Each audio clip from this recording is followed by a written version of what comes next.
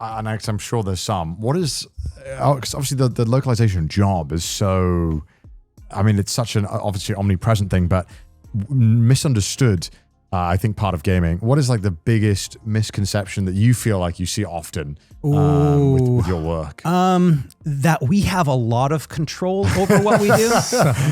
They do just kind of think that people online paint it like you just take the rails and you're like, it's mine now. Yes. I'm running off with it. Yes, I'm taking the text, I'm putting in all of my ideals and my backgrounds, I'm changing the story, I'm doing whatever I want with it, and completely ignoring what's there. And it's not that. It's not that.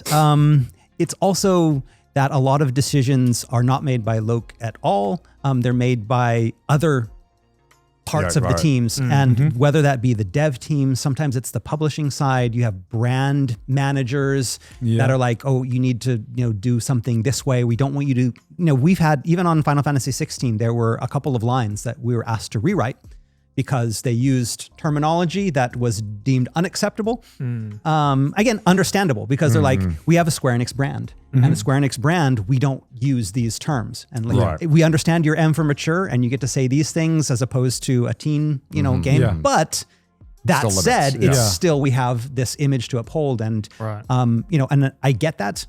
From a business standpoint, from a creative standpoint, I'm like, oh, come on, man, let me have some fun. And, I understand. But that's the thing, is that there are so many different, and the also like ratings and how much that plays into things. So a lot of localization decisions for like, censorship in games. And this is, a very touchy subject, because, you do have that original vision, and it's important to keep the original vision. But then you have like a ratings board, and a ratings board is going to be like, well, if you keep this vision, we're going to give you an M rating.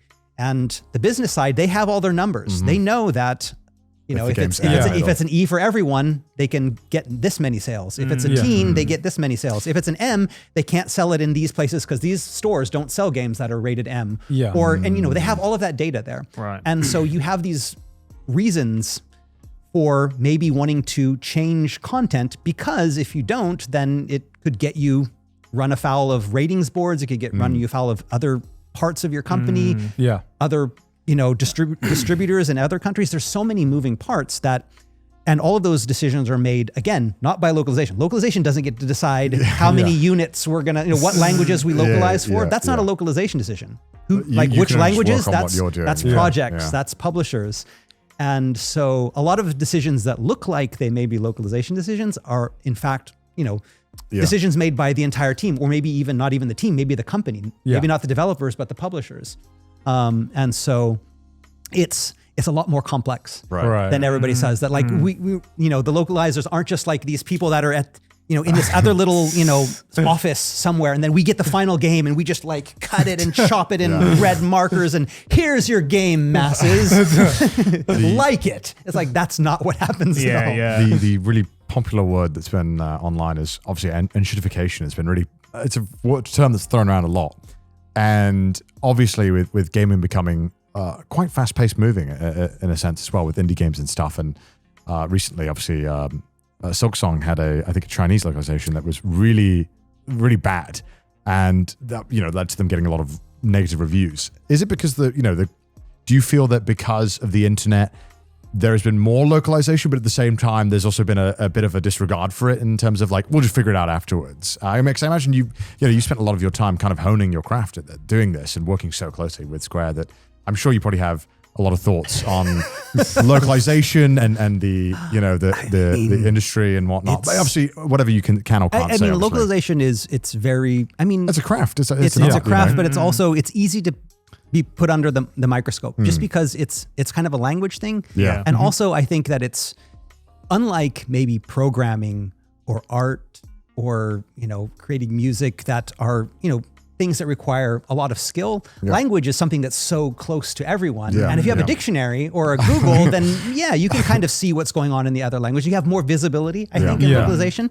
So it feels closer. So maybe because of that, it's easier to pick out, the things, because if I look at a screen of code, I'm not going to be like, if I'm a coder, yes, maybe I'll like, oh, this is spaghetti code, this is terrible here. But like most of us are just gonna be like, Yeah, of course. But when you see the words on the screen, that's easier to kind of like, and so maybe that just, again, because it's more visible, then it's going to get a lot more, scrutiny from the masses. And there's just a lot more games now. There's so many games, and I can't imagine there is as many like localizers as there are people who want to make games. Yes. Right. So I imagine it's kind of a bit of a tough thing. Yes. And I mean, I've heard this from a lot of people in the industry that's like, they have this game that has, 1 million Japanese characters and they want to translate it, but like there's literally no one to translate it. Like the localizers are all taken up. Because to translate 1 million characters, you're going to need, like if you say that an average person from slow to fast, I mean, you can get super fast people that can do like 5,000, 6,000, 7,000. Sometimes you can get people that do like 10,000. Yeah. But on average, maybe, 3,000 to 4,000 is what you want if you want a good localization. Yeah. Maybe even less than that if you want like,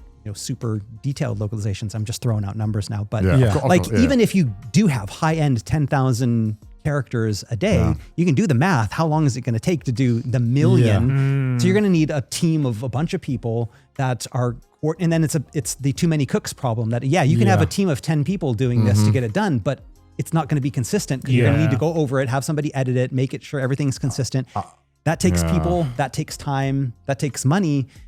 And then you have 1,000 other games that are coming out at the same time also wanting to do this. And like, I've had people saying like, we can't find people to localize our game because there are not enough people out there. Localizers. And then like, okay, well then we could just do it in AI. And now you've opened another can of worms. I'm very scared about having to just play so many games of writing. You're like, what the heck is this? Like, I'm dreading the day because it feels inevitable, especially with the problems you've mentioned. It's like, obviously some of these people are going to have to, they don't really have a choice. It's like you can't get a localizer, but you. And especially if you want to do like smaller languages or like, not smaller languages in the sense of languages with a smaller user base. So like you want to do maybe like, a Northern European language. Oh, well, I've played games that are in Welsh before because I speak fluent Welsh and there's some Welsh studios that will do it in Welsh, but it's like, that must be more of a labor of love than you're doing it for love of the game, than actually necessity. And I imagine there's probably some government grants or benefits that come along with making that in Welsh specifically. But not a lot of people are playing this. But I mean, it's fun for me because I get to show this language off to people. But can't imagine a lot of people are. And I mean, and all of that again, it ultimately comes down to it costs the same amount to translate a game into English that it does to translate the game into Welsh. And how many sales are you going to get from the Welsh version as compared? And so companies will look at it in that sense, and so as they should, because again, it raises the price of the whole game because they're you're paying for all of those localizations in a sense, and so. But then it's like, okay, you have the users on one hand, you want to please the users and make sure and create a product for them that's going to be the best product that's out there, but then you have dev costs and. Games are getting larger and you have hundreds of people, hundreds of devs, 5-6 years of development and adding to all that. I mean, a lot of people don't realize how expensive like voicing and localizing a game into each language is. And then you look at like, okay, then you have you localize a game into 10 languages and you have the game localized. And at the last minute, they change one Japanese line. You now have to pay for that 10 more times from all the languages. Like just one word can end up costing, thousands of dollars to change or whatever, because, there's so many moving parts that are involved with that one change. And so it's, I mean, but then it was like, but I don't want to pay $80 for a game. That's kind of where it's coming to now. So you have to, game companies are now going to be in this point where they're forced to like, okay, we need to keep our game prices down. What do we need to cut then to keep the game prices down? Let's cut localization. But the minute you cut localization, like, oh, this writing is terrible. I'm never going to play this game. And of course, because it's like, that's the quality is not going to be up there. And so it's an interesting time. It's a very interesting time. Things are changing very quickly as well. Very quickly. And I mean, myself as a localizer, I'm like, oh my God. Well, but it's luckily I have the primals. So if